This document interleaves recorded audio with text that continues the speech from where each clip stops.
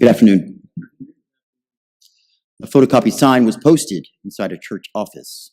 It was one of those humorous full-page slogans that people in different offices duplicate and pass among themselves. Most of us have seen this particular message, I suppose, but posted in a church office, the words took on a new meaning. There it was, taped to the cinder blocks behind a secretary's desk. The sign read, "You don't have to be crazy to work here, but it helps." At one level, why not put a sign like that in a church? Many churches are hectic, busy, confusing places. There are worship services to plan, educational programs to run, choirs to rehearse, fellowship dinners to organize, and outreach efforts to facilitate. There's a lot going on, and things can get frantic. The running joke in one church I know is that the staff keeps saying, "Next week, it's going to get quiet." But the quiet week never comes. The workload can become a little bit crazy. On a deeper level, there's a great deal of truth to that sign. There's something strange about the church. We're not just another club or civic organization. The church's view of reality is increasingly out of phase from a lot of prevailing views. In the church, we do and say things that do not always make sense to people outside of this house. Here we are, gathered on the weekend, sitting in church instead of in lawn chairs outside. People we know are outside, working on their cans or washing their cars while we gather here, inside. We lift our voices in prayer and song. As a lot of other people are planning a barbecue or sipping on a Bloody Mary, we come together on an afternoon like this to break the bread and drink the cup. To some outsiders, it must look a little bit crazy. According to the scripture text we heard a few minutes ago, this perception may reveal something of what it means to be the church. Mark tells us about the day when the immediate family of Jesus came to take him away in a straitjacket. Word on the street was that Jesus was out of his mind. Taken quite literally, people thought he stood beside himself. They claimed Jesus was possessed. So his family came to his house to take Jesus away because the popular opinion was that he was insane. That might sound like an odd assessment of his ministry, but it is central to how the Gospel of Mark portrays the work of Jesus. From the beginning, Jesus acted as if he was different. Jesus announced that God's reign had come near. He acted as if his view of the world was different from the world we have taken for granted. Recall some of the stories Mark tells. One day, Jesus met the town lunatic in Capernaum, and he set the man free from forces beyond his control. Immediately, Jesus met a woman bedridden with a fever. The neighbor said, "I'm sorry, there's nothing we can do." But Jesus set the woman free from her sickness. He set her free for service. Then Jesus met someone with a skin disease so ugly that all its victims were quarantined from the temple. Jesus healed that person's disease, and he set that person free from segregation. According to Mark, Jesus did not accept the world as a place of sickness, sin, and evil. He acted as if God had begun doing something new. Like the peasants and beggars of his time, his eyes lacked the proper cringe, his voice, the proper whine, his walk, the proper shuffle. Jesus not only announced the nearness of God's kingdom, he acted as if God's reign had actually come. That's why some people said, he's gone out of his mind. Evidence still reinforces that appraisal. For every disturbed person whom Jesus healed, there are 20 people who are possessed by forces outside their control. For every headache Jesus ever relieved, there are 50 more bottles of Tylenol sold every minute. For every ugly, isolating disease Jesus ever healed, 100 more AIDS patients are admitted to the hospital. Listen, there are forces, let me say this, there are forces still at work that hurt, cripple, and destroy human life. Has the world changed?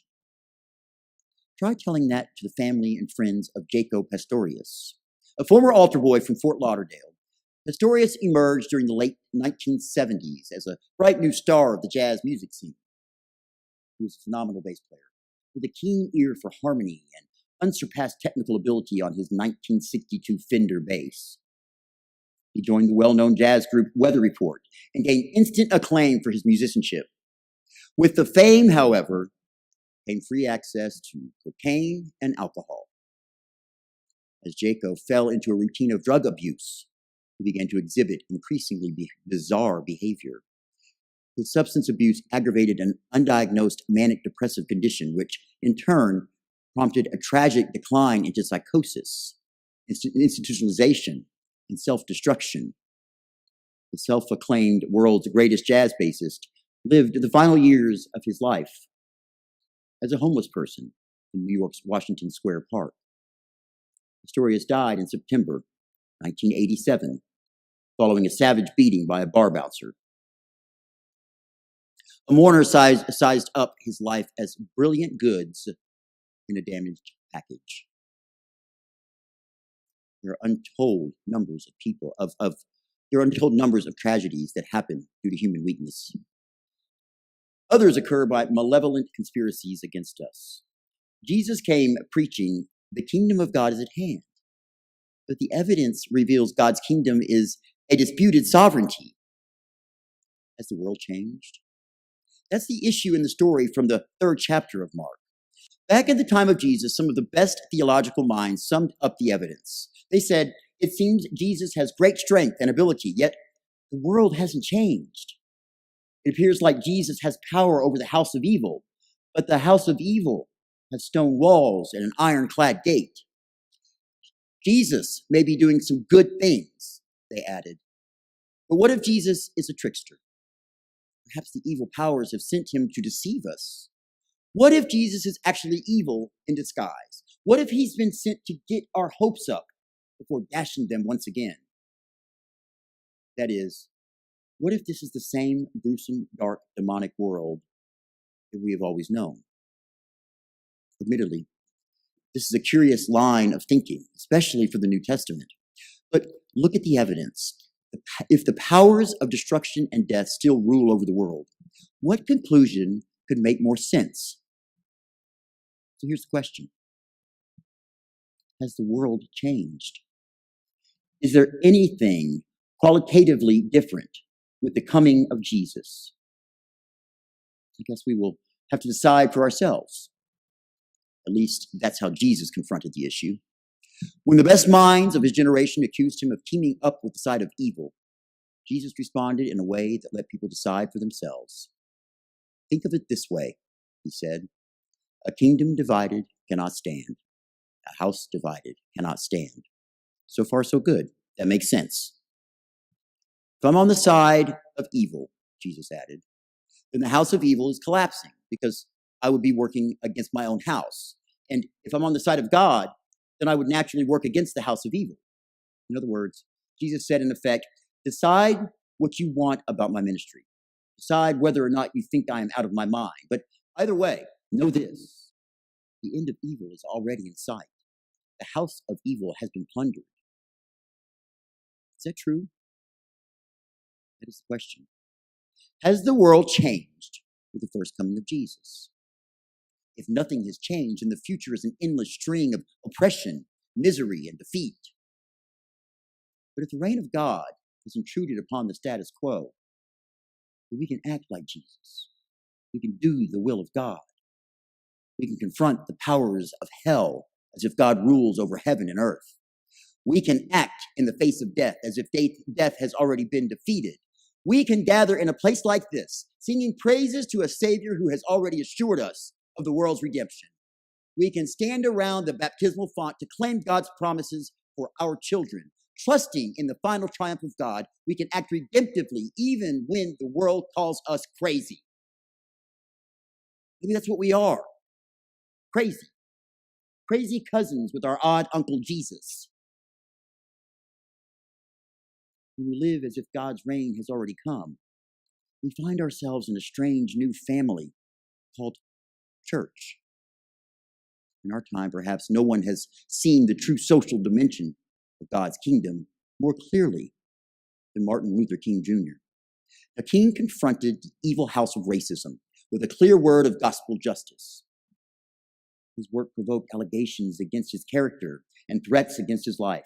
Yet he remained faithful to his vision until the day someone shot him. The key, as he said in a number of his speeches, was a certain maladjustment. There are certain things within our social order to which I am proud to be maladjusted, and to which I call upon all people of goodwill to be maladjusted. If you will allow the preacher in me to come out now, let me say to you that I never did intend to adjust to the evils of segregation and discrimination. I never did intend to adjust myself to religious bigotry. I never did intend to adjust myself to economic conditions that will take necessities from the many to give luxuries to the few. I never did intend to adjust myself to the madness of militarism and the self-defeating effects of physical violence. And I call upon all people of goodwill to be maladjusted, because it may well be that the salvation of the world lies in the hands of the maladjusted. So, concluded King, let us be as maladjusted as Jesus of Nazareth, who could look into the eyes of the man and woman of his generation and cry out, "Love your enemies. Bless them that curse you. Pray for them that despitefully use you."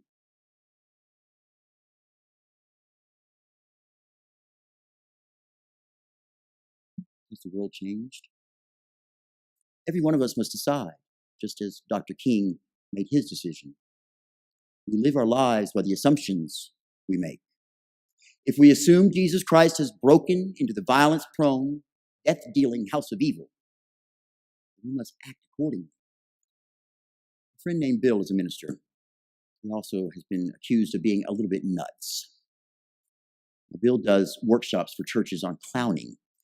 Not long ago, he was in a distant city packing up after a workshop. The phone rang.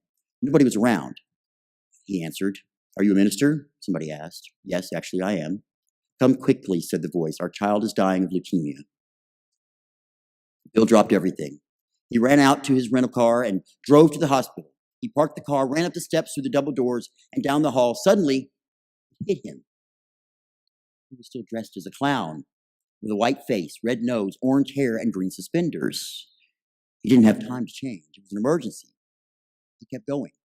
He found the room, knocked on the door, and entered the room where a young girl in a hospital bed lay surrounded by her family. "Called for a minister, not a clown," said the father. The child replied, "He's better than a minister.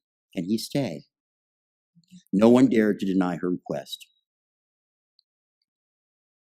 Bill sat on the edge of the hospital bed. He sang songs. He told Bible stories. He cradled the little girl in his arms until the end. When the last moment came, she made a final request. "Would you come to my funeral?" So that's how it happened. On the third day, Crazy Bill stood with white face, red nose, orange hair, and green suspenders. He led the people as they laughed and cried and remembered the little girl's life. A few people thought it was wrong to have a clown at a funeral, much less lead the service. They murmured afterwards, "That minister is out of his mind. He's crazy." By all the proper canons of pastoral protocol, they were probably correct. There he stood, acting as if God's joyful power has already defeated death. Was he crazy? Who can say? All we know is that Bill heard Jesus say, "I am the resurrection and the life," and he acted accordingly. You don't have to be crazy to work here, but it helps. Likewise, you don't have to be out of your mind to do the work of Jesus Christ, even though a faithful life can provoke the world to think of you that way. Should evil conspire against you, listen closely. You may hear Christ say, "You're my brother. You're my sister. You're my family." Amen.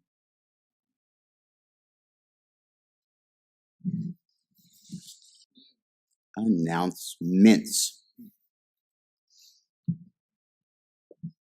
Normal stuff, pray. Yeah, pray at DallasULC.com. Pray at DallasULC.com. If you have any prayer requests, pray at DallasULC.com. A simple email address. You can be anonymous or you can put your name on there. We'll be glad to pray for you during our weekly prayers. If you'd like us to add your prayers to the service or to the bulletin, please also specify that you'd like to have that done. And again, if you'd like to be anonymous or not. Of course. I was getting to that. You think I was senile or something, I swear. We also have services still available for dedication. Now, this could be for anything from a graduation present, a Father's Day gift, a gift for someone who has passed on in honor of their memory. It's a beautiful gift, and we honor them with their name in the bulletin and saying their name here at services. And we just ask that you give a small donation to the church to cover the services for that day. So it's a good thing to do, and we have plenty of services available for dedication. Next. Hey, did you know we had a podcast? Seriously, I got some good news, guys. We actually got picked up by our 6th podcast provider this week. It was actually last night that it happened. So we're now with, before long, it's going to be so long we can't even get them on here, but we're with CastBox, Pocket Casts, Apple Podcasts, Anchor, Radio Public, and our newest one is Breaker. It's Breaker. So, I mean, look, if you have a phone or you have an iPad or you have a computer, you ought to be able to get on one of these apps and hear our podcasts. And like I said, it's totally different. It's the same service, but it's just different sounding. I mean, and I don't know what it is. It's so. I mean, I watch the service after service, and after I'm editing a video and whatnot, and so watch it again and again. Overly criticize myself, but no. And then to listen to it, it's just it's a totally different experience. It's just I guess it's the difference between reading something and watching a movie. It's just your own imagination can change up things a little bit, and just you catch things that are different. Listening to the news and watching the news, totally different. So check it out. Check out our podcast. All you have to do is get on there and search for Your Path with Bishop Mark. It's Your Path with Bishop Mark. We've now got podcast services. If you can't find us on there, it allows you to add any one of our 6 URLs to it, and it'll start subscribing automatically. Right. So you just go to, is that right? You just go to one of these, right? And just add it on there, add the URL, and they'll pop it on there for us. And that's good. That helps us. The more we can get out there, the more of these people that pick us up, that means the more chance we have of getting our word out. I mean, we don't seem to be doing a very good job of getting them in the seats, so we'll try and get them on the airwaves. Okay? Y'all are going to love me for this one. Guess what? I have to apologize. Sunday, June 24th, I've just found out an hour before service.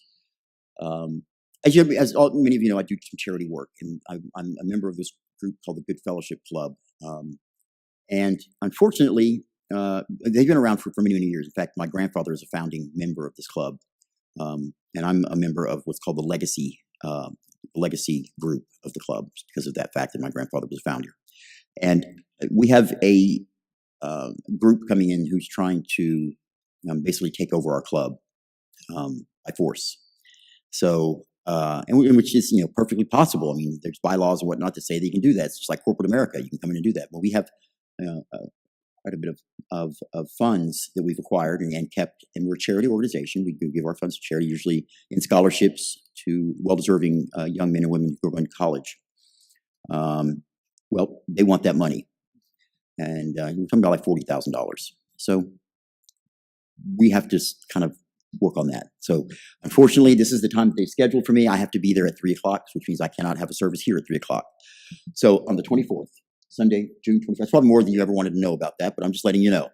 Sunday, June 24th, services will be held once again in the bright early 11 a.m., crack of dawn. Yeah.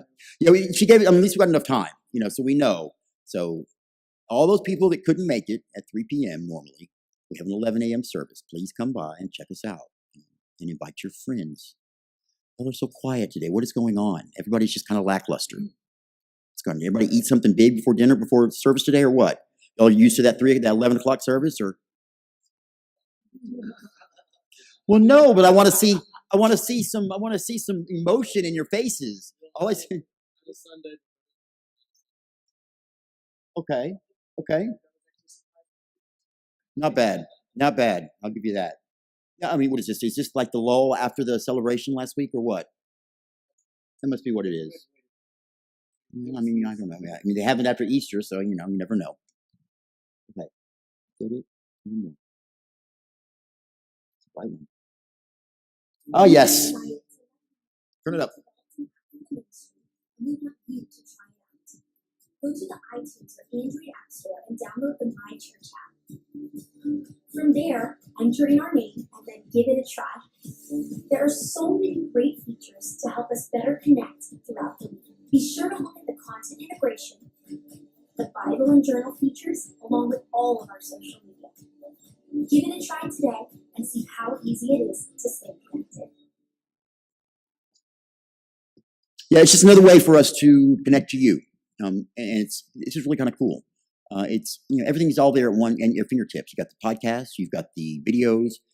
There's even Bible plans. So if you want to read the Bible and you want to study the Bible, this will help you do that. It kind of keeps you on track doing that. There's a place for journaling.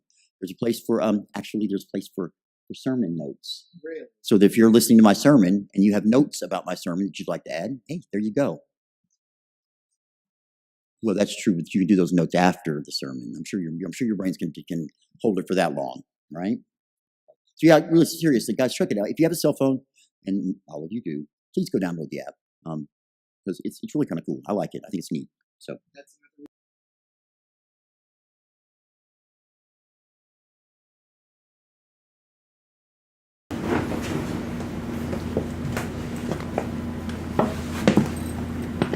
okay, what did you like? What did you not like? What do you want to keep? What do you want to get rid of? First again, I'm going to ask you the same question I just asked you a second ago. What's with the downtrodden mood today? What's going on, guys? I think it is more lackadaisical. I believe that's the word you use, but I'm not really feeling it down like. There's just no energy. There's no energy coming from y'all. Or reserved energy. Why? This is the time to let it loose. This is time to praise and worship and get it all out and woohoo! What's going on? Is anything specific going on with him? Because it seems like it really was just infectious today. I mean, it kind of just pulled me in with it. It was like a black hole over here. Nobody knows exactly what's going on? Weather change, maybe? Something. Nothing. Okay. I just want to make you aware of it. That it's felt. I don't know what it is, but I didn't really notice until you said something there. Well, it might not be something that wants to be on the camera. Well, I noticed it. maybe. Last song, Is that the case? I noticed we can turn the cameras off if that's the case. You need to talk about something? No, I don't. Anybody else need to talk about something that we don't want on the cameras? At any time when we're doing these services on the after service, guys, we can turn the cameras off. If you feel like it's private time, yeah, that's not a problem. the cameras can go off. So if anybody ever has a problem with that, we can shut those cameras off. And that's more important to me, is take care of you who are here, rather than, if you don't want your dirty laundry or whatever's aired out there, that's fine. But if you want to bring something to us, that's fine also. We want to help you. Okay. So, let's get into this. The title of today's sermon was Looking a Little Bit Crazy. Well, it could have easily been a different title. Which would have been? Well, where did it go? You asked it several times. Uh-huh. Has the world changed? Has the world changed? Has it? I don't really think so. I think you don't think the world's changed since the coming of Jesus Christ? Well, okay, obviously for the that's the question. I mean, well, okay, so in terms of I think people generally, the human race, I think it's kind of a two-part answer, isn't it? Yeah, so, I mean, I don't think the humanistic humans haven't really changed. I mean, I think we just evolved a little bit, but I think so. We're going to hell in a handbasket. That's what you think. Well, that's how people like to act in the world, maybe. The world has full. Well, is that the way y'all act? The reasons why we might be going to hell in a handbasket are still the same, though. Is that the way y'all act? Like you're going to hell in a handbasket? Is that what we're doing here? Mm-mm. That's how the world acts, and that's what we're trying to say. Doesn't seem to have changed. So why aren't we doing something about it? That's the second part of that answer, is the fact that Jesus has allowed it to be changed. Mm-hmm.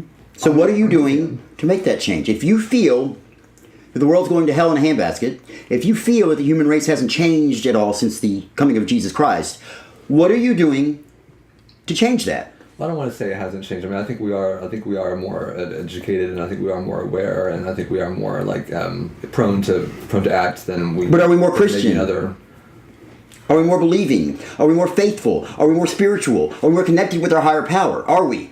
Well, that is one part that you said in your sermon was, do we see more of what's been going on in the world, or has the world become more evil?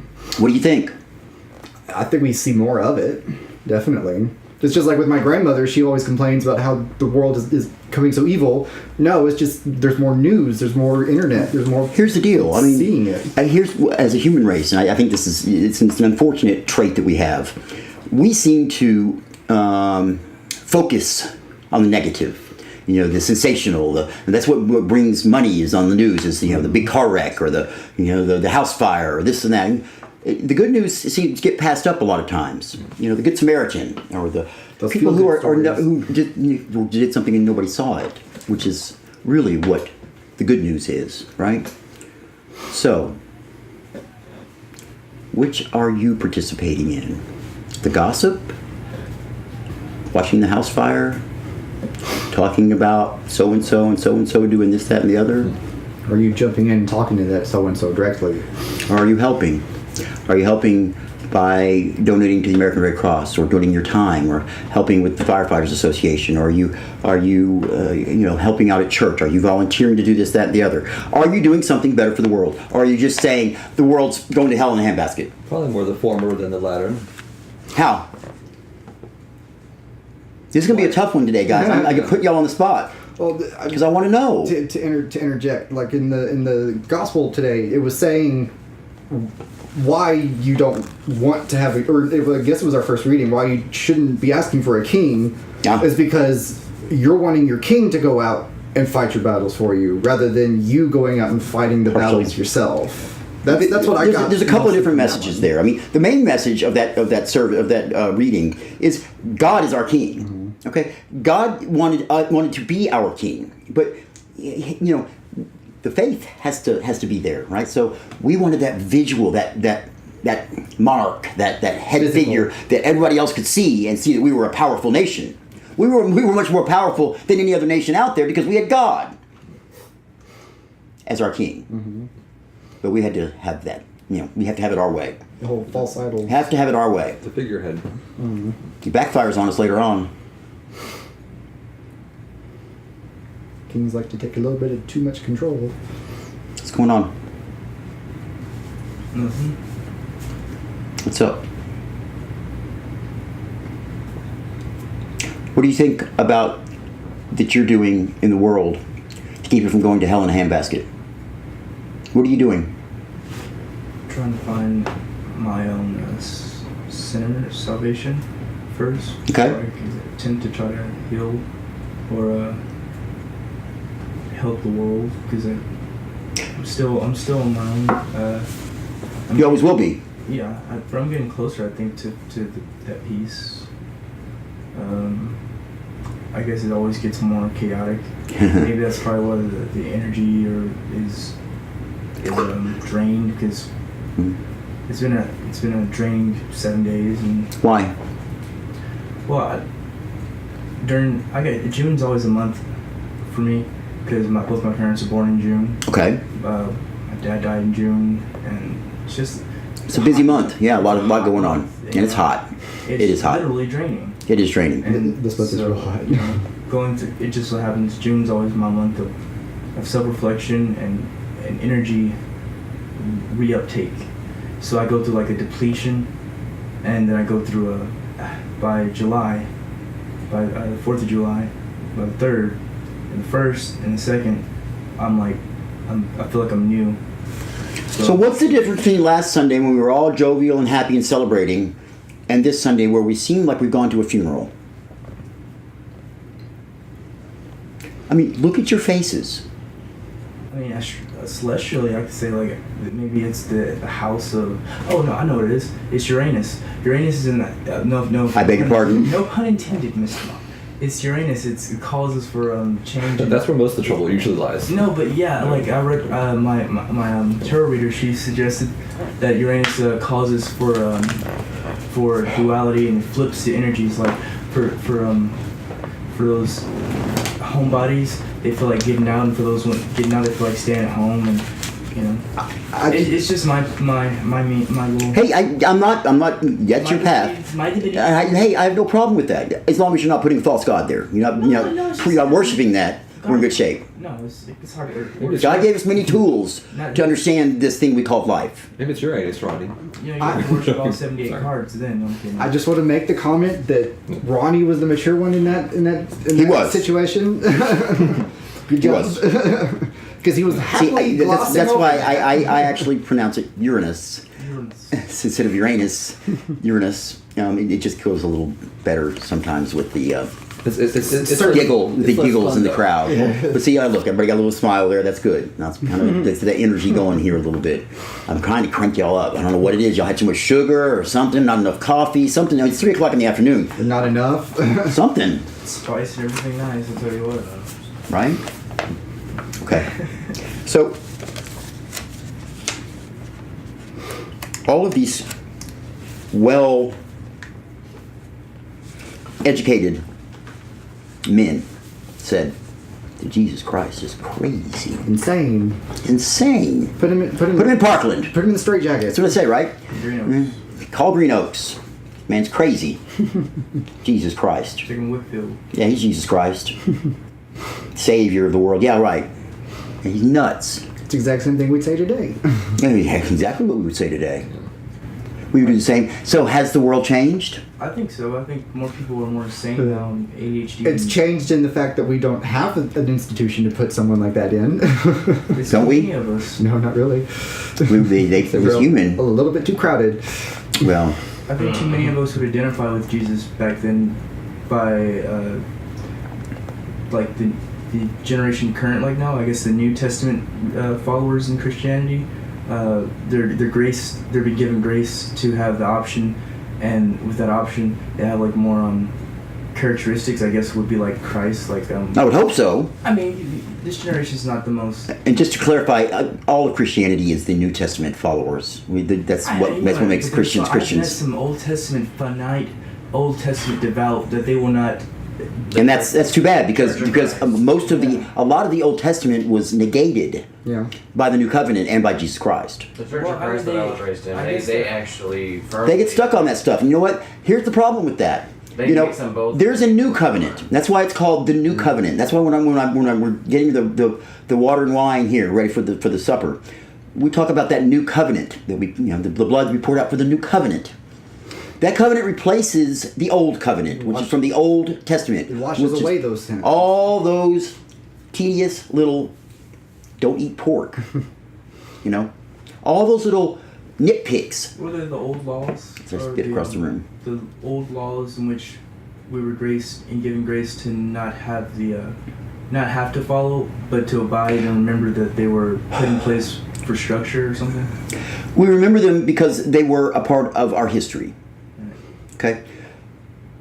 But with our new covenant, that new covenant wiped out the old covenant. It became null. So we wouldn't be persecuted or be like... We don't have to follow those specific rules anymore. Jesus Christ gave us a new set of rules.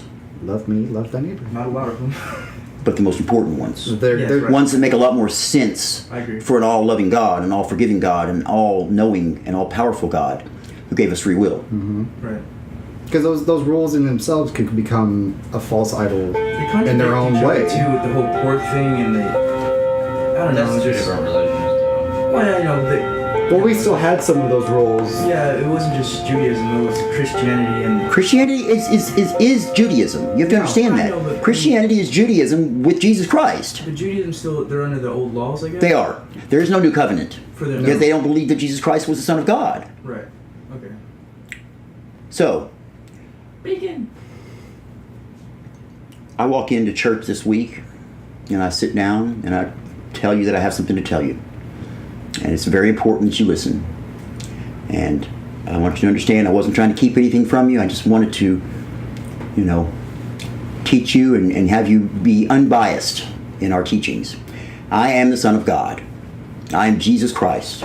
I'm here for the second coming. And you will follow me. What do y'all say to that?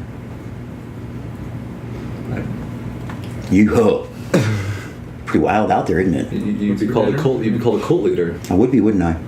Oh, no, I mean, there's already several cults in action now because so many people in this. What would the general consensus be about that? Well, the general consensus would be they would stop, but would probably stop listening at that point, at least. How many of y'all would stop listening?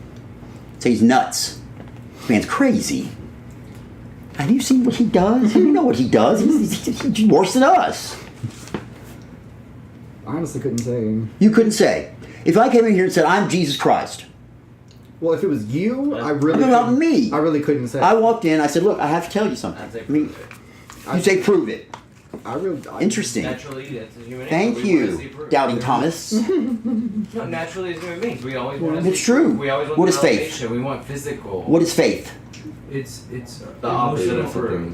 Faith is believing in something without proof. Although I have to tell you, there's proof all around us of God. When I have my faith in God, all I got to do is look around. I look at each of you. I look in the mirror. I look at the flowers outside. I look at my dogs. I look at everything in this world. I think, gee, wow. This stuff's. I mean, think about DNA.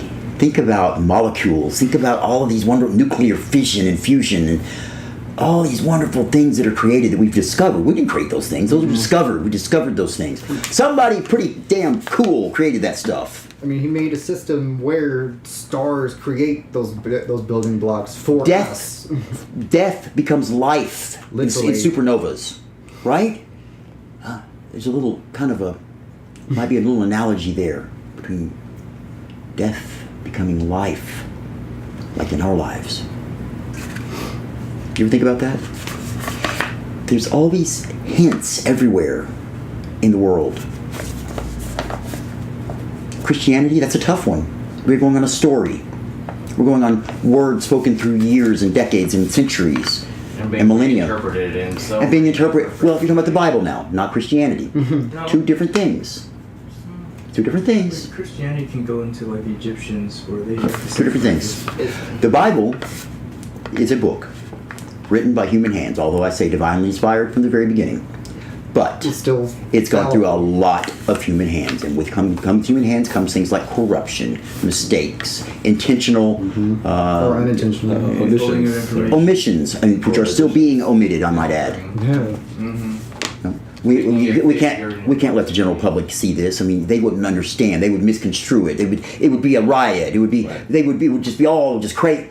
Let us decide that. And I think he gave us that with the grace to. That's why he gave us this. Right, in the New Testament, to have that ability to not be punished for looking into the box of secrets. Well, the New Testament is different. I mean, think about the way the New Testament is written. The New Testament is written with gospel writers mostly, right? Mm-hmm. They're writing about what they saw, rather than what has been told to them, or about the legend of.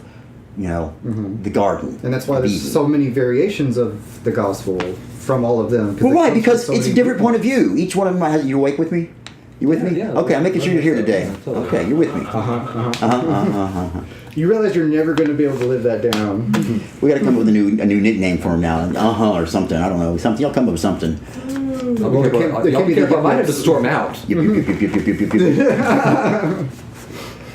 So you understand what I'm saying about there's this book and there's these different points of view, and it's kind of cool to look at through their eyes and see what they saw and see what they highlighted as important and see how each of them traveled through their lives with Christ in their own different ways. And remember, they wrote the Gospels many years after Christ's death.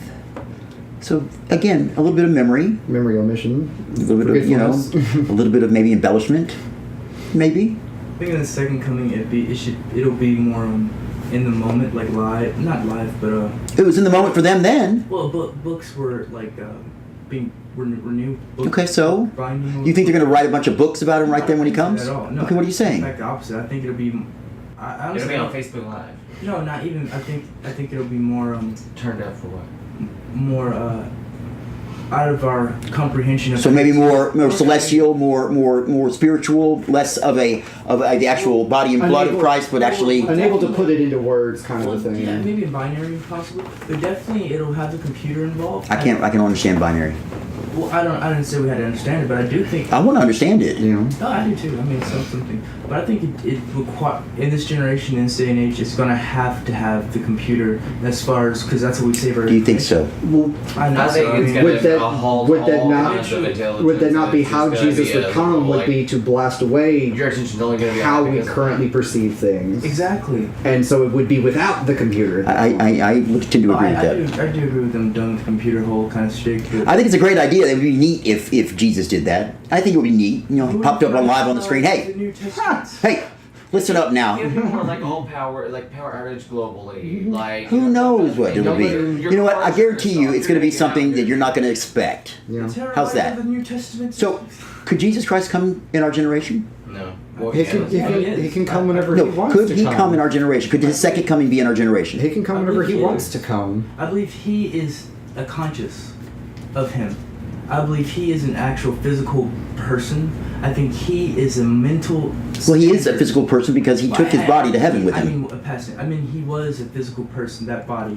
What did he do with the body if he's not anymore? Well, that wasn't him. That's the vessel. That's his. But the body ascended into heaven. We're his vessels. We're part of him. The body. Okay. Just like you were part of your parents. In that way. I'm sure, You understand that? I'm sure his cells are inside of the flower. Exactly. I'm sure he's part of that DNA. But his spirit connected him to God. Part of him that was God. I feel that consciousness that he descended down to is coming back to its full. When? Full, well, they said 2012 was the beginning where we could start comprehending and connecting outside of that fear base. But I think 2020 is where we're going to have that. What makes you think that? That's where we're going to Mars. What makes you think that? What gives you that date? Well, I don't have any actual proof or logic to Okay. back that faith, but I mean, I just believe in those two numbers. How about this? This is a crazy idea which I've come up with before and I've talked about before. Okay. Mm-hmm. The time that we understand it is a straight line. It starts here, it goes to here. Our lives are, we're born here, we die here. It's finite, right? That's it, finite. That's it. It's a beginning and an end, right? Mm-hmm. God is the Alpha and the Omega, the beginning and the end, which there is none, right? Really?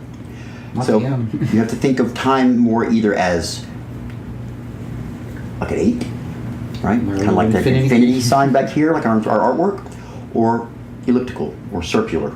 I think it's in like a straight line because if you go down one time paradox, you have an option of not. But where does time go after it ends? What's after that? The dimension's fifth dimension. Where you What's have after an option. that? If you Time goes on. well, what progressed in that time period could have happened or it could not have happened. Like if you touch the butterfly, clip the wings, Okay. But that's a whole. You're misunderstanding. But God is around all of that. What happens at the end of time? If our time had a beginning and has an end, what was before that?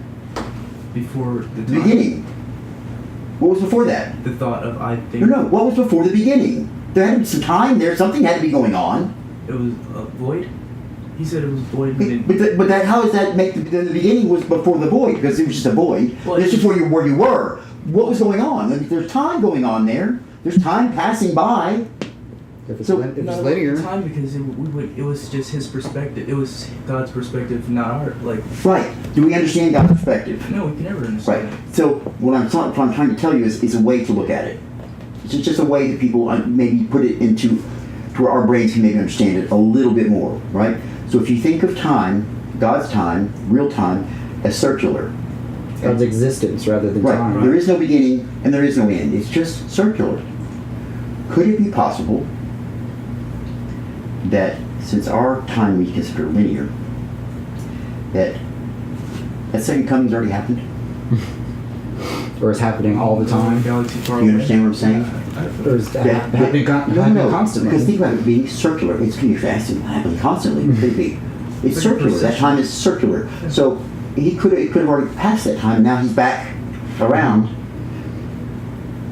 Isn't that a wild thing to think? Or he exists at all times. We could do this all day long and have all of these what ifs, who says, they said, I guess, I assume, I want to know. But you know what? That's what I'm watching the clock again. That's We're trying to Alice. figure out what God's going to do. That's Guess what? You're not going to do that. That's Alice going down the rabbit hole at that point. Right. Because there's infinite possibilities. That's not what we're supposed to be doing. What are we supposed to be doing? Praising and worshiping God. There's a reason God limited our comprehension and our way to our thinking of time and many, many other things. Okay, there's a reason He said, wait a minute. Yeah. Okay, let me worry about that. You do this. You take care of this. I'll take care of this. And we have to have faith that He will.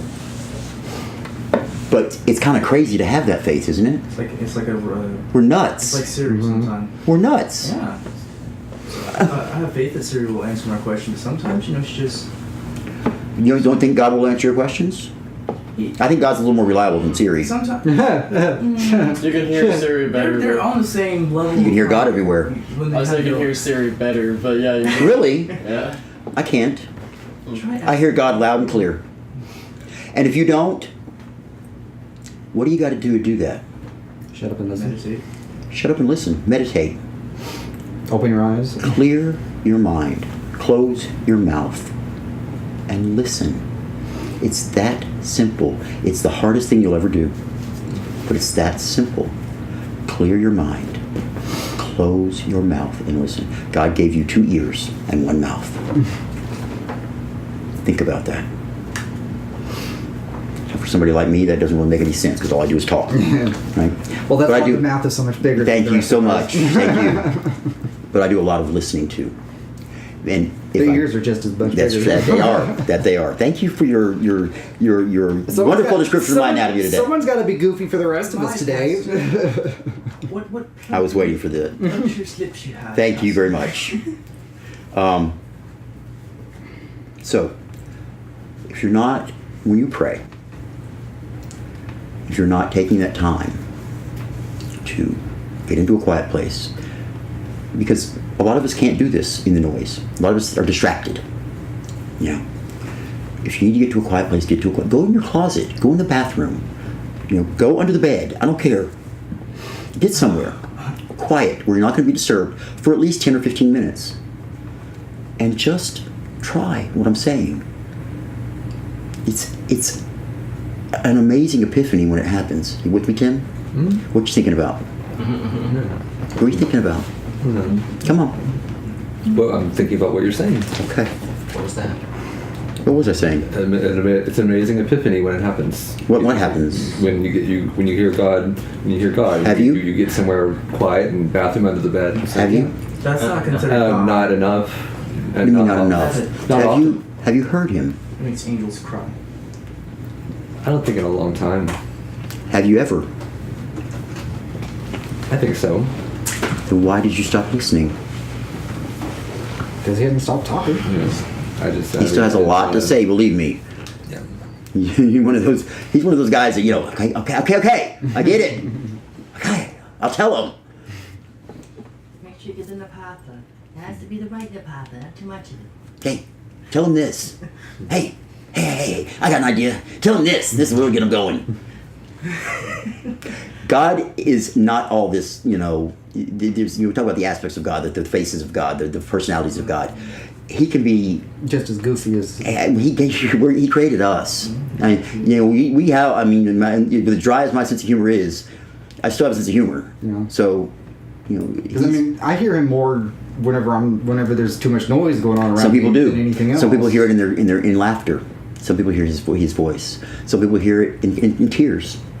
Or in that moment when you're I supposed hear to it calm whenever down or he whatever. damn well pleases to make me hear it nowadays. And I've told you about that as you hone in on this idea of a dialogue with God rather than being a monologue, it becomes more contiguous, because then you're not going and praying and saying, okay, Lord, here I am. I need to You start saying whenever he's talking. Whenever he's ready, you hear, you didn't even realize it. You're riding on the bus or you're walking and you're taking a shower, whatever, and there's that feeling, You know that note is coming a little bit quicker than before. And so he's going, okay, look, I'm not waiting for you to come this time. Just listen to me, tapping you on the shoulder, or kicking the pants or whatever. And he'll do that. We talked about before a few weeks ago about God interrupting our lives, putting roadblocks, messing with us, and he will. He'll interrupt things. That's what he does, and he does it for a reason. Why do you think God would interrupt your life? Why? Because you have a choice to ignore, and sometimes you need a reminder that maybe you should listen to the suggestion.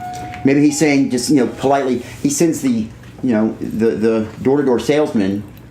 As you're walking out the door, he sends that door-to-door salesman here because who knows? I mean, he wanted you to miss the car wreck down the street, or you needed to be somewhere and he wanted to make sure you were there, or you need to make a different decision, and maybe the salesman gets you on that right path again. Or you need to relearn, who knows? Relearn patience in a specific moment, right? Or whatnot. So look, I'm a firm believer in everything happens for a reason. There is no coincidence in this world. There isn't. And that can always be explained with or without faith at the same time. Can it? You can use oftentimes that reinforcement to faith. Often, not always. Often. So how can no coincidence in the world be explained without faith in a higher power? I didn't say without faith. I said that the factual side can reinforce the faith oftentimes. That's a totally different... But you said, first thing you said was with or without faith. You did say that. But then that's why I'm confused. I didn't mean to word it that way. Okay. So you understand what you're saying now. No, the opposite direction. Right. I was going to say, because it'd be very difficult to say there's no coincidences in the world. No. without belief in a higher power in God. No, the fact... Many coincidences, statistically, it'd be impossible to say that, I would think. That you had to have that many people who have the same experience. Even when Jesus was raised from the dead, think of all the hundreds of people who saw him at the same time. I could hear the same thing. How does that happen? Really good drugs? I think it's one of those emotional correlations that happens in this physical world that doesn't happen often. But wait a minute. Are you saying that it wasn't Jesus Christ there? I didn't say that. Well, what are you saying? You just said it was one of those emotional correlations we have. One of those things that isn't tangibly seen, like a rock or a raindrop. Well, what if he was tangibly seen? They saw him. I understand, but like it's in right now, like. Right now, if Jesus comes today. Jesus comes to a second coming today. You don't think he'll be tangible? I'm sure it'll be tangible, but that wouldn't be the most important thing for me. I wouldn't care. Maybe not for you. Physical. Maybe not for you. You're on a different level than a lot of people are. You are on a more metaphysical level. Definitely. Okay. Than most of the world. So for you, it's going to be different. I think for all of us, if Jesus were to come back today, it would be like our experience is with God in the world. It's going to be different for all of us. I mean, he has that ability to show up to each and every one of us at the same time and still be one God, right? I mean, he's God. But in that state, that fact that he's here would be a reinforcement of that faith. Well, he is here. He is here through us. But you understand, yes, you're right. But the fact that we could all then see Jesus Christ and experience Jesus Christ on a metaphysical level, on a mental level, on a physical level, many different ways, auditory, all the things. The auditory, the musical, maybe that's why we have the hymns and we do the psalms or sing I Love You Lord. But that, I guess it's like 99.9% of people can generally see the ghost. That it evokes something in us. Universally as human beings. Absolutely. Not just human beings. Animals. Plant life. Yeah. You've seen the studies where in vineyards they're putting out music, classical music for the vineyards, and it's making the wine sweeter and making the grapes grow stronger. And the vines actually grow toward the speakers. They grow toward the speakers. What do you think about that? Plants are influenced by sound. Trap music. But if it's hard rock and roll music, real loud, almost really hard on the ear, oftentimes it's not. They wilt at times. Especially but very, very certain kinds of classical or opera or certain things, they thrive on it. They even show the babies in the womb thrive on classical music like Mozart. If you play it for them every night, they can hear that in the womb. If you read to your child while they're in the womb, they can learn from that. It can change their lives. Your baby can read that little infomercial when they have playing at 3 o'clock at night. So, are we all looking a little crazy? I mean, think about talking about this to other people. Well, I like this bit, the maladjusted bits. where we just started talking about the about preacher who was the clown. See, he's doing my job for me. He's going through my sermon for me and paraphrasing here. I mean, this was my favorite bit, was the Maladjusted bit. Even outside of so read it. The preacher part. Read it for us again. There are certain things within our social order to which I am proud to be maladjusted, and to which I call upon all people of goodwill to be maladjusted. It basically talks about. This is talking about Martin Luther King speaking here. All these calamities of the world, about the evils of segregation, the religious bigotry. It's not being When law complacent. becomes unjust, it is civil duty to act upon. We've talked about that, haven't we? Not just in racism or discrimination or anything. In everything. It is your duty not only as a person here and a citizen of this country, but as a Christian. It's especially your duty to stand up. And I would call upon all people against of goodwill injustice. to be maladjusted, because it may well be the salvation of the world that lies in the hand of the maladjusted. I like what you said, where what if Jesus or it was another revolutionary like Martin Luther King wasn't the turn the other cheek type of guy. He was more radical and more like, all right, we're going to start logging in, getting on these back doors and shutting it down. And maybe everyone would do that, because I think now it's more of a fast-paced lifestyle, and there's more systems that need correcting, and there's more problems. And I think maybe if Jesus were to come back and he was more of a radical Jesus and had like more of an agenda, I think I would be balls to the wall on the bandwagon. Okay. An agenda. Not an agenda, but you mean more like physically radical, almost like trying to make his presence more known? How can you make your presence more known than you rise from the dead and appear to hundreds of people at one time? That's the other thing, though. He is a radical. He was a radical. The person who he is. So why wouldn't you think he would be just as radical now for us? That even by today's standards, he is radical. Just having fishes in Times Square. But he's talking about just the preaching and the talking and stuff. He's talking about more causing a bit of physical chaos at times. That's what we learn from. Think about school. No, think about it. Every single class, what happens? I forget to do my homework. A teacher stands up in front of the class and either gives a lecture or does something on the blackboard. I don't know what they call them these days. Whiteboards. What are they called? Whiteboards. Whiteboards. Projector. They, they help you read from a book. They assist you with your homework, or they assist you with classwork. They give tests.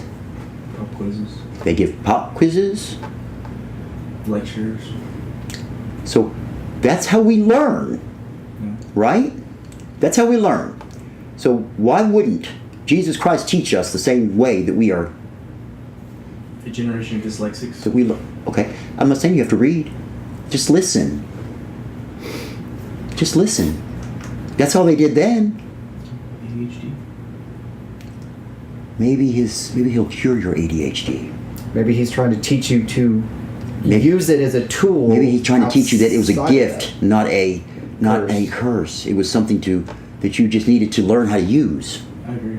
To further your education past others. I think he would have that message. Isn't that amazing to think of it that way, though? That possibly these diseases, as we call them, these malices,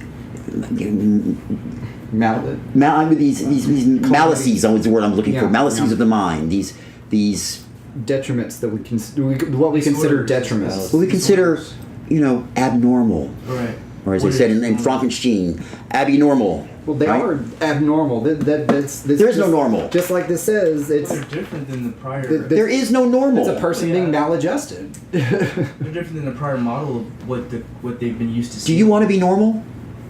If normal is what... No. Right now, do you want to be normal?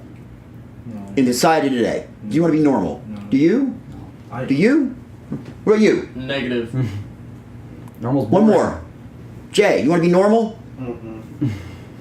I kind of like being abnormal. I kind of like being maladjusted, being different, being somebody who stands out, because we're crazy. That's the shepherd. I've always said I was crazy. Now y'all can believe me. It says it in the Bible right there. And y'all say, y'all stand by that Bible, right? Stand by that Bible. I said he was mad instead of Okay. crazy. Well, mad and crazy are pretty much, interchangeable words. Yeah. Who has something else for me today? Y'all are kind of still falling down on me again, except for you. You're doing real good today, Monty. Thank you. I can hear you. Charge me. I can hear you. Good. That's what I'm supposed to do. It just kind of went right through over there, though, and put these other two to sleep. But there he stood, acting as if God's joyful power has already defeated death. Was he crazy? Who can say? All we know is that Bill heard Jesus say, "I'm the resurrection and the life," and he acted accordingly. So, all he did was act on his faith. He did what God told him to do.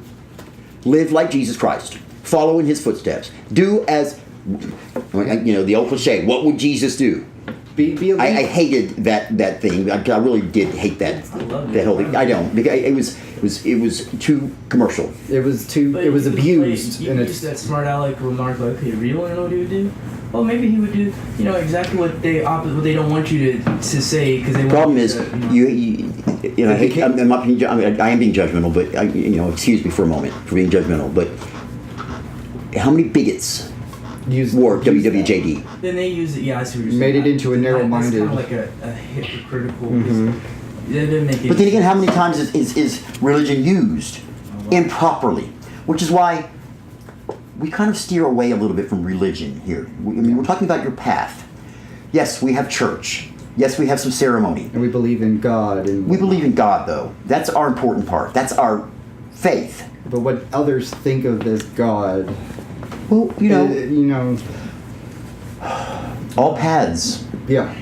The problem is when we take the fact that every major religion speaks of an all-loving God and say he didn't punish, but an all-loving God, because even you have to, in order to love, you've got to be able to punish, because you don't just let things go amok and let it just keep going, right? It's called tough love. We call that here, right? Well, we do. But all of the faiths talk about this love, and this oneness we have with each other. A lot of them, even some of the most ancient religions of all time, some of the early Chinese meditative religions, those oms, all that. Let me tell you something. They believe in the one. They call it the one. It's really kind of cool to think about because it's the same thing. General idea. They're just saying that when we die, that we return to being part of the one, which is this energy, this great energy in the abyss. Well, doesn't that kind of sound like? It looks a bit like your path. Goosebumps. Here they come. The goosebumps. It also looks a bit like your patented movements. Like heaven, like our spirits becoming one with God, becoming in His realm, becoming part of Him. Does it kind of sound like that? Wow. Yeah. Are we always? Why are we as people so stubborn that we want to stick to our guns on this is the way it is? The book says it. Whether the book was written by human hands or not, this is the way it is because somebody said that and they're a prophet. And this because somebody else said it and he's a better prophet. There's some comfort in not having to wonder, That's that funny bit of human design. If you really get that connection, you don't wonder anymore. You have to have a prophetic experience to feel like a prophet. And so how do you do that? To challenge that status quo, you have to have a. What did nun tell you? You have to die. Yeah, the nuns would tell us at school. We'd ask a question like, why does this happen? Why does that happen? Or it was questions that really nobody can answer. Yeah. I mean, it's just you don't know. It just happens. And they would say, now, on the day that you die, the hour of your death, you'll find out all. When you go to heaven and enter the gates, all of the unanswered questions you had in your life will be answered. Will be revealed. And like I say, I think that was their way of getting us to shut up, and they didn't know the answer. That was it. But who knows? But they could have taken that moment to foster some sort of. They could have. But you're talking about. I mean, look, we're talking about second, third graders who are just why, and 20 or 30 of you. Right. Do some mushrooms. So, but you answer me this question. You have to have what to be prophetic? You have to have a to be a prophet. Right. You have to have a prophetic experience. Okay, you're saying prophetic is a word derived from prophet. Right. So you have to have a prophet-like experience to be a prophet. Of course you do. Right. So otherwise, you're not saying anything. Otherwise, you would be following. Listen. A false. You're not saying anything. What do you mean? I think you mean you have to have an epiphany. Is that the word for it? Well, epiphany is your eyes opening up. For that individual, not for like A person's, when you have an epiphany, it's like, okay, kids don't listen. It's like when you finally realize that Santa Claus isn't really real. That moment when you go, oh. Well, that was always like a curious thought in the back of my head. I never really. You ever had a moment where you just finally, it was for sure that was it? Where how they say the light bulb finally turned back on, and you see that little bit of information. Here's one. I realized at one point, this is a weird one, nobody really talks about. I realized one day that my parents were just grown-up kids. Oh, yeah, I can see that. I always thought they were they're adults. They're different. There's something that they're up to. They're just as dumb. All they are is grown-up kids. They're just me grown up. They're just bigger. And they know just that was an epiphany for me because that really changed my outlook on adulthood. Fourth grade math, and they couldn't answer the question, and it was like not an intellectual difference, it was like an age difference. Right. And they would rationalize by, things are getting difficult now, and they never had it when I was going. Yeah. You digress. But that is still so you being here's what I'm talking about. I'm talking about that epiphany. Yeah, that would be that epiphany, that waking up, that light bulb going off. That's how you become a prophetic or a prophet, as you will. Well, like I just said, that was him being a prophet in that information, but being able to teach that information to others as well. But is everybody who has an epiphany like that, who comes to that realization that I was talking about, that peace, that a divine epiphany, just that that realizing that we are one, we're all, this is okay, we don't have to really worry about that. Does everybody that has that comes into that, are they all prophets?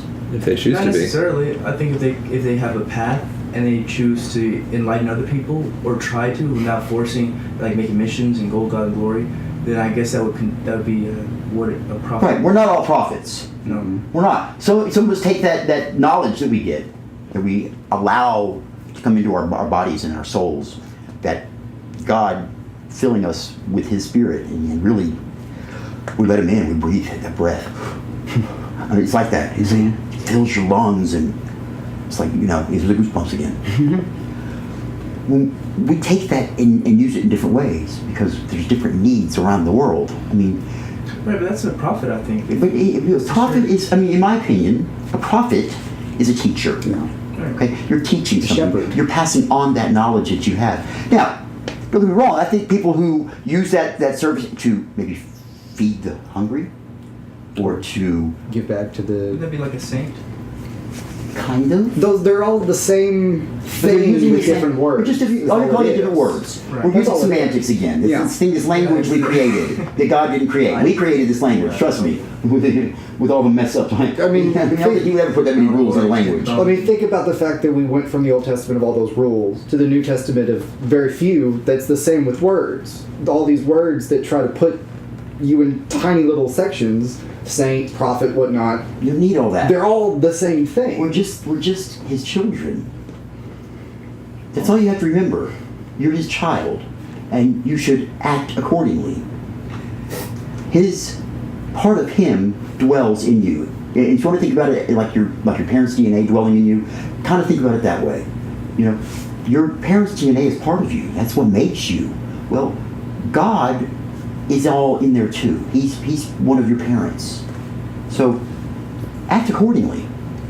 He'd be like the writer of the DNA code, I guess. Well, of course he is. I knew that made Justin. Of course he is.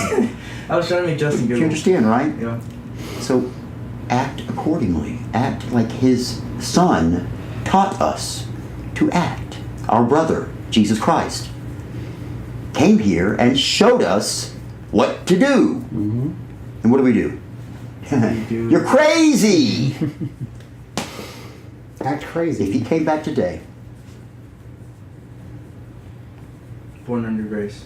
If He came back today, how do you know the difference between crazy and divine? Today I can tell the difference. That is I mean, I could tell the difference if I felt it, but if I saw it on But here's the deal. I would. He's here every day in your brothers and sisters. In that crazy person that's on the side of the road. Yeah, it doesn't matter if it's the crazy one or the divine one. You're going to treat them the same way. I agree. I try to check myself with that. I mean, me being the most sane person in the household, I find it difficult to. Do you hear what I'm saying? Yeah. Bring it in. Do you hear what I'm saying? Yeah, I do. It doesn't matter if it's, the man who's the drunk on the street who's crazy and everybody calls names and smells like piss, or if it's You're still supposed to love them. this other guy over here who's claiming to be Jesus Christ dressed in a suit with gold rings and halo. Or someone who's... Guess what? That guy over here, the one that smells like piss, that might actually be Jesus Christ. Come back. You don't know that. But I do know that he is in every one of us. And so, we would treat them both the same, equally. You get that? Yeah. That's something that's hard for us to get in our heads. That's the crazy part.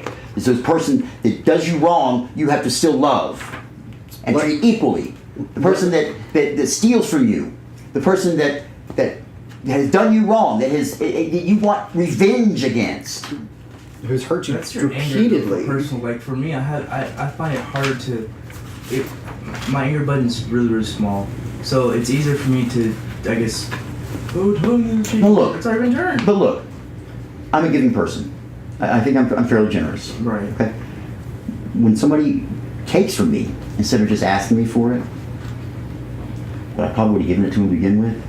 Mm-hmm. It hurts me, and because I'm hurt by that, that triggers anger in me. Because I'm angry. The hurt goes to anger, and I want to know what the hell's wrong with you. Why? Why can't you just be a man and ask me? But as equally as generous you are and good, your anger is almost like the yang to it. You're right, And so- and it's not a good thing. It's something that's Well, you could shows you're passionate. most people can try to take that anger into what needs to be the teaching moment for the person. that hurt you. absolutely. But here's the deal: Yeah. I won't go after revenge No. because I know better. I was talking to somebody earlier today about revenge and about how the universe It will is always be equal. It will equalize itself. No matter if I do something wrong to you, I guarantee you don't have to come back at me. You don't even see it happen probably, so you don't get the gratification of seeing it happen to me. But know that it's going to happen. It's going to come back on me. It will be equalized. It's just like when you go to court. When you go to small claims court, you're going to court to be made right, to be made whole again. Somebody's done you wrong, and they're going to monetarily, if you win the case, they monetarily fulfill that. They monetarily, award you to make you whole again, not necessarily make you better or to compensate you for what's happened to you, make you whole again. That's what we're talking about revenge. You don't need it because the universe takes care of it for you. Oftentimes, that revenge bites you in the butt Right, instead. because then the revenge becomes something that you've done wrong now, and you've now made another dent in the universe. It's got to go bang back out, right? It's like overdraft. Some people call that karma, right? They call that karma sometimes. Overdrafting your karma card. I'm telling you, think about it that way. If you look at it that way, if we could just get the world to start thinking that way a little more. It lifts a lot of weight off your shoulders. It's not your responsibility to go back at them. Believe me, it's going to be taken care of. It's going to be taken care of. And those who continue to do these things, they'll get what's coming to them. it may not be today, maybe tomorrow, it may not be for 10 years, 20 years, maybe for 30 years. But when it comes, it's going to come. Michael, Megatron, and Gabriel are the auditors of karma. Okay. Understand where I'm coming from. Yeah. We had a lot to talk about today. We got into a lot there. It was a good one. It was a good one. Some energy you're just fueling to start. I'm ready to keep going. I mean, you know how I am. But I know y'all are tired, and I get it. I mean, I could keep going for hours on this kind of stuff because I love it. You'll have to purchase this better electronics. I know. All right, guys. Thank you. Don't forget. Okay, so next Sunday we're at 3 o'clock. Yep. The Sunday after that is 11 o'clock. Is 11 o'clock. So one more 3 o'clock. Oh, I see. We'll be already thinking about that 11 o'clock, aren't you? We'll be making and then 11 o'clock. We'll be making events on Facebook to remind everyone about this. 3 o'clock next Sunday. 11 o'clock the next Sunday. Bring somebody to church, please. Next Sunday. This is a good, healthy amount of people today. It's nice. And I like to see the seats filled. But we have some more seats out here we can drag in here. Yeah. So, please. We got some overflow in the back, too. We can put it back here. We got TVs. We can put on the patio. We don't stink. We can all love each other pretty close. Even if we do stink, get over it. We're here for a good reason. We have to breathe. Look, please bring somebody to church. Yeah. We've got something here that we don't need to be keeping to ourselves. We need to share it. At least I think so. I may be a little conceited saying that, but I really do feel so. All right, guys, have a great week. God bless you all. God bless. You as well. Thanks, Russia.